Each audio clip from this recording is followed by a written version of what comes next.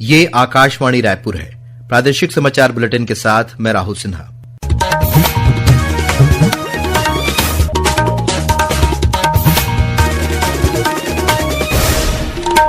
और अब पेश है आज के मुख्य समाचार। प्रधानमंत्री नरेंद्र मोदी ने आज नई दिल्ली के भारत मंडपम में अष्टलक्ष्मी महोत्सव का किया उद्घाटन। सुकमा जिले में एक महिला सहित 7 माओवादियों ने किया आत्मसमर्पण। बाबा साहब डॉक्टर भीमराव अंबेडकर की 69वीं पुण्यतिथि को आज महापरिनिर्वाण दिवस के रूप में मनाया जा रहा है और मौसम विभाग के अनुसार बस्तर संभाग के दक्षिणी भाग में 8, 9 और 10 दिसंबर को हो सकती है वर्षा। अब समाचार विस्तार से। प्रधानमंत्री नरेंद्र मोदी ने आज नई दिल्ली के भारत मंडपम में अष्टलक्ष्मी महोत्सव का उद्घाटन किया। 3 दिवसीय इस महोत्सव में पूर्वोत्तर भारत की समृद्ध सांस्कृतिक झलक दिखेगी। इस दौरान पूर्वोत्तर की पारंपरिक कला, शिल्प और सांस्कृतिक प्रथाओं का प्रदर्शन किया जाएगा। प्रधानमंत्री ने महोत्सव को संबोधित करते हुए कहा कि अब देश के दूसरे हिस्सों की तरह ही पूर्वोत्तर राज्यों का भी विकास होगा, जिसमें अष्टलक्ष्मी की अहम भूमिका होगी। मेरा ये दृढ़ विश्वास है कि भारत में भी आने वाला समय पूर्वी भारत का है, हमारे पूर्वोत्तर का है। आने वाले दशकों में हम गुवाहाटी, अगरतला, इम्फाल, ईटानगर, गंगटोक, कोहिमा, शिलोंग और आइजोल जैसे शहरों का नया सामर्थ्य देखने वाले हैं और उसमें अष्टलक्ष्मी जैसे इन आयोजनों की बहुत बड़ी भूमिका होगी। इस महोत्सव में कारीगरों की प्रदर्शनियां, ग्रामीण हाट, राज्य विशेष मंडप और पूर्वोत्तर क्षेत्र के विकास के लिए महत्वपूर्ण क्षेत्रों पर तकनीकी सत्र आयोजित किए जाएंगे। टीबी के मामलों और मृत्यु दर की चुनौतियों से निपटने के लिए कल 7 दिसंबर को हरियाणा के पंचकुला में केंद्रीय स्वास्थ्य मंत्री जेपी नड्डा 100 दिवसीय अभियान का शुभारंभ करेंगे। यह अभियान 33 राज्यों और केंद्र शासित प्रदेशों के 347 जिलों में लागू किया जाएगा। अभियान के तहत टीबी मामलों का पता लगाने, निदान में तेजी लाने और उपचार के परिणामों में सुधार लाने के लिए इसे डिजाइन किया गया है। यह टीबी उन्मूलन के लक्ष्य को प्राप्त करने के लिए देश के विभिन्न क्षेत्रों में इस बीमारी से निपटने की गतिविधियों को मजबूत करने की दिशा में एक महत्वपूर्ण प्रयास है। छत्तीसगढ़ पुलिस विभाग के अधिकारियों और कर्मचारियों को आर्थिक और सामाजिक सुरक्षा प्रदान करने के लिए राज्य सरकार ने 8 प्रमुख बैंकों के साथ पुलिस सैलरी पैकेज के तहत समझौता किया है। समझौते के तहत पुलिस कर्मियों के परिजनों को सामान्य मृत्यु के मामलों में 1 से 10 लाख रुपए तक की जीवन बीमा राशि, दुर्घटना में मृत्यु के मामलों में 10 लाख से 1 करोड़ रुपए, स्थायी विकलांगता के मामलों में 30 लाख से 1 करोड़ तक और आंशिक विकलांगता के लिए 22.5 लाख से 1 करोड़ तक की बीमा राशि का प्रावधान शामिल है। इसी तरह बच्चों की उच्च शिक्षा के लिए 4 लाख से 20 लाख तक और कन्या विवाह के लिए 5 लाख से 10 लाख तक की आर्थिक सहायता उपलब्ध होगी। नक्सल हिंसा में शहीद होने वाले पुलिसकर्मियों के परिवारों के लिए 10 लाख से 50 लाख तक की सहायता राशि प्रदान की जाएगी।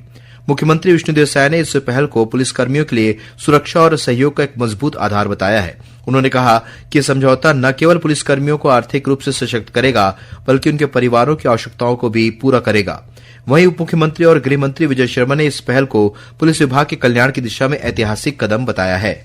राज्यपाल रमेन डेका आज पंडित जवाहरलाल नेहरू स्मृति चिकित्सा महाविद्यालय में आयोजित व्हाइट कोट समारोह में शामिल हुए। इस कार्यक्रम में राज्यपाल ने उत्कृष्ट विद्यार्थियों को स्वर्ण पदक प्रदान किया।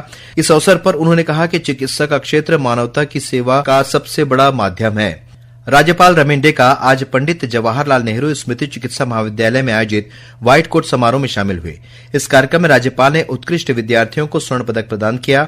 इस अवसर पर उन्होंने कहा कि चिकित्सा का क्षेत्र मानवता की सेवा का सबसे बड़ा माध्यम है। चिकित्सक अपने ज्ञान को अद्यतन रखने के साथ साथ मानवीय संवेदनाओं को साथ लेकर चले। समारोह में एमबीबीएस प्रथम वर्ष के विद्यार्थियों को चिकित्सा नैतिकता की शपथ दिलाई गई। रायपुर के डॉक्टर भीमराव अंबेडकर स्मृति चिकित्सालय परिसर में मरीजों के बढ़ते दबाव को देखते हुए 700 बिस्तर वाले नए अस्पताल भवन का निर्माण किया जाएगा। इसके लिए 231 करोड़ रुपए की टेंडर प्रक्रिया शुरू कर दी गई है। स्वास्थ्य मंत्री श्याम बिहारी जायसवाल ने कहा कि इस एकीकृत अस्पताल भवन के निर्माण होने से रायपुर सहित प्रदेश के लोगों को इलाज की बेहतर सुविधा उपलब्ध हो सकेगी और लोगों को ज्यादा से ज्यादा स्वास्थ्य सुविधा का लाभ मिलेगा। प्रादेशिक समाचार आप आकाशवाणी रायपुर से सुन रहे हैं। छत्तीसगढ़ की खबरों से है आपका वास्ता और खबरों की विश्वसनीयता से है हमारा वास्ता।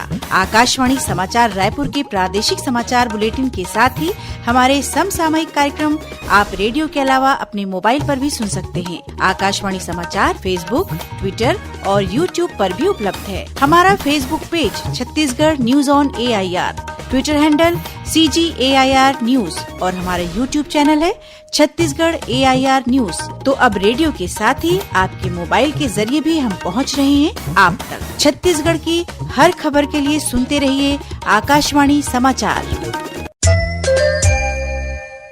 और अब आगे बढ़ते हैं बाकी के समाचारों की ओर।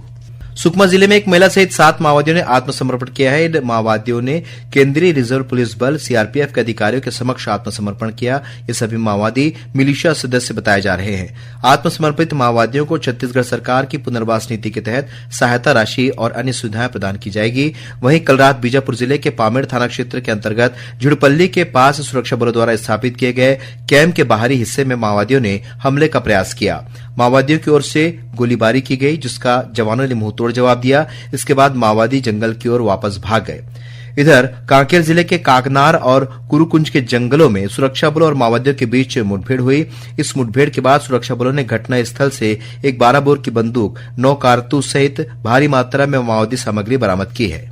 नारायणपुर के 2 किसान चौतुराम यादव और नीलकंठ नाग को Millionaire farmer of India award से सम्मानित किया गया है। नई दिल्ली में 1 से 3 दिसंबर तक मिलेनियर फार्मर ऑफ इंडिया कार्यक्रम में यह अवार्ड प्रदान किया गया। इन दोनों किसानों ने कृषि विज्ञान केंद्र नारायणपुर के सहयोग से नवाचार और समन्वित कृषि प्रणाली अपनाकर अपनी आय बढ़ाई है। चौतुराम यादव ने धान की खेती के साथ पशुपालन, मछली पालन और केचुआ खाद उत्पादन से आय के नए साधन विकसित किए। वहीं नीलकंठ नाग ने सब्जी उत्पादन, मछली और बतख पालन को अपनाकर अपनी आर्थिक स्थिति को मजबूत बनाया है। मुख्यमंत्री विष्णुदेव साय और कृषि मंत्री रामविचार नेताम ने नारायणपुर के इन किसानों को इस उपलब्धि के लिए बधाई और शुभकामनाएं दी हैं। श्रोताओं, प्रादेशिक समाचार एकांश का समसामयिक विषयों पर आधारित कार्यक्रम बातों बातों में इस बार भारत के संविधान की विशेषताओं पर गुरु घासीदास केंद्रीय विश्वविद्यालय बिलासपुर की प्रोफेसर डॉक्टर अनुपमा सक्सेना से ली गई भेंटवार्ता का प्रसारण किया जाएगा। यह कार्यक्रम आकाशवाणी केंद्र रायपुर से कल 7 दिसंबर को सुबह 10:30 बजे से प्रसारित होगा। इसे छत्तीसगढ़ स्थित आकाशवाणी के सभी केंद्र रिले करेंगे। राष्ट्रीय राजमार्ग पर सूरजपुर जिले से लगे चंद्रपुर ओवरब्रिज के पास आज सड़क हादसे में 3 लोगों की मौत हो गई। मिली जानकारी के अनुसार तेज रफ्तार वाहन का एक पहिया निकल गया, जिसकी वजह से वाहन अनियंत्रित होकर पलट गया। इस हादसे में 2 महिलाओं और एक व्यक्ति की मौके पर ही मौत हो गई। 4 पहिया इस वाहन में 7 लोग सवार थे और ये सभी विवाह समारोह में शामिल होकर अंबिकापुर से मनेन्द्रगढ़ वापस लौट रहे थे। हादसे में घायल पिता और उसके 10 वर्षीय पुत्र को अंबिकापुर मेडिकल कॉलेज अस्पताल में भर्ती कराया गया है। वहीं वाहन में सवार 2 अन्य महिलाएं सुरक्षित हैं। और अब पेश है मौसम का हाल। मौसम विभाग के अनुसार प्रदेश में नमीयुक्त हवाओं के असर से मध्य और उत्तर छत्तीसगढ़ में मौसम शुष्क रहेगा, जबकि बस्तर संभाग के दक्षिणी भाग में हल्की वर्षा होने अथवा छींटे पड़ने की संभावना है। मौसम वैज्ञानिक HP चंद्रा ने बताया कि 8, 9 और 10 दिसंबर को वर्षा होने के आसार हैं। बस्तर संभाग के दक्षिणी भाग में हल्की वर्षा होने अथवा गरज चमक के साथ छींटे पड़ने की संभावना है। प्रदेश में 8, 9 और 10 दिसंबर को वर्षा होने की प्रबल संभावना है। बादल छटने के बाद 10 दिसंबर से न्यूनतम तापमान में गिरावट होने और ठंड बढ़ने की संभावना है। और अब कुछ समाचार संक्षेप में। जगदलपुर में पुलिस ने एक नगर सैनिक को गांजा तस्करी के आरोप में गिरफ्तार किया है। इसके घर से 20 किलो गांजा बरामद किया गया है। यह नगर सैनिक बस्तर कमिश्नर के कार्यालय में सुरक्षा गार्ड के पद पर पदस्थ है।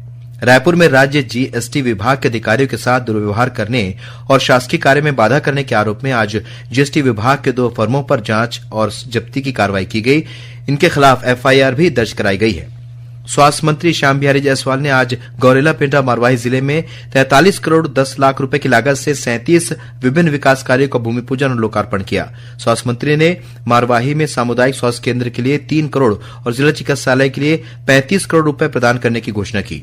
राजस्व मंत्री टंकराम वर्मा ने बलौदाबाजार जिले के ग्राम पंचायत बुडगहन में नवनिर्मित महतारी सदन, पानी टंकी और राशन दुकान का लोकार्पण किया। और वार्षिक उद्योग सर्वेक्षण पर रायपुर स्थित राष्ट्रीय सांख्यिकी कार्यालय में आज 1 दिवसीय गोलमेज सम्मेलन का आयोजन किया गया। अंत में मुख्य समाचार एक बार फिर। प्रधानमंत्री नरेंद्र मोदी ने आज नई दिल्ली में भारत मंडपम में अष्टलक्ष्मी महोत्सव का किया उद्घाटन। सुकमा जिले में एक महिला सहित 7 माओवादियों ने किया आत्मसमर्पण।